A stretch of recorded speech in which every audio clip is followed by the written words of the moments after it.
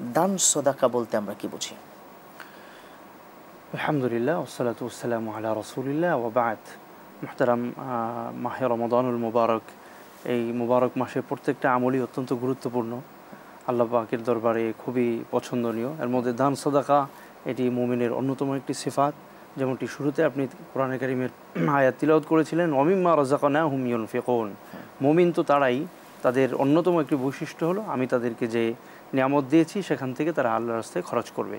তো দান সদাকার যে সংজ্ঞা আপনি জিজ্ঞাসা করলেন, এর অর্থ হলো হালাল উপার্জিত যে সম্পদ রয়েছে সেটাকে আল্লাহ তাআলার সন্তুষ্টির উদ্দেশ্যে আল্লাহর দ্বীনের পথে ব্যয় করা। মাশাআল্লাহ। তো দান সদাকা এটি ইন জেনারেলি এটি রমাদানুল মুবারক ছাড়াও মুমিনের জন্য অন্যতম একটি ইবাদতের অংশ।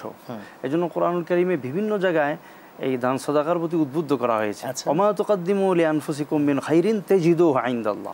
তোমরা আল্লাহর জন্য যেটাই হালালভাবে আল্লাহকে খুশি করার জন্য ব্যয় করবে সেটা কিয়ামতের ময়দানে আল্লাহ তাআলা তোমাদের জন্য সঞ্চয় করে রাখবেন। এবং আল্লাহ তাআলা এটিও বলেছেন, মা ইনদাকুম ইয়ানফাদু ওয়া মা ইনদাল্লাহি বাক। যেটা তোমরা দুনিয়াতে তোমাদের কাছে রেখে দাও এটা একসময় বিলীন হয়ে যাবে, শেষ হয়ে যাবে, কিন্তু আল্লাহর জন্য যেটা খরচ করো সেটা অক্ষত থাকবে আল্লাহ তাআলার কাছে, এটা চিরন্তন তোমাদের জন্য পুরস্কার হিসাবে থেকে যাবে। দান সাদাকার তো আলোচনা কেন আমরা কি রমাদানে করে থাকি? আর রমাদানুল মুবারকে এই দান সাদাকার গুরুত্ব অনেক গুণ বেড়ে যায়।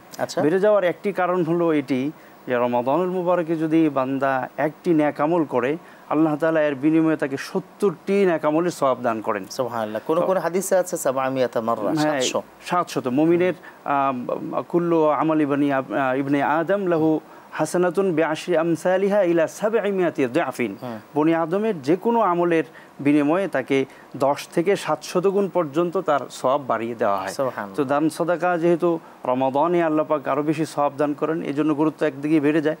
অন্যদিকে আমরা যদি নবী করিম সাল্লাল্লাহু আলাইহি সাল্লামের জীবন আদর্শ অনুসন্ধান করি তাহলে দেখব সেখানে আছে কানা রাসূলুল্লাহি সাল্লাল্লাহু আলাইহি সাল্লাম আজওয়াদুন নাস।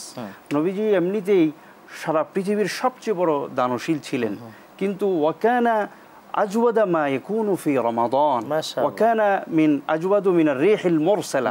রমজান মাস যখন আসতো তখন নবী করিম সাল্লাল্লাহু আলাইহি সাল্লাম এই দানশীলতা গতিবেগ অনেক বেড়ে যেত। সাহাবী হযরত ইবনে আব্বাস রাদিয়াল্লাহু আনহু উদাহরণ দিয়েছেন যে ক্ষিপ্র গতিতে যে বাতাস প্রবাহিত হয়, নবীজির দানশীলতার এই গুণটি রমজানে এমনই বেড়ে যেত।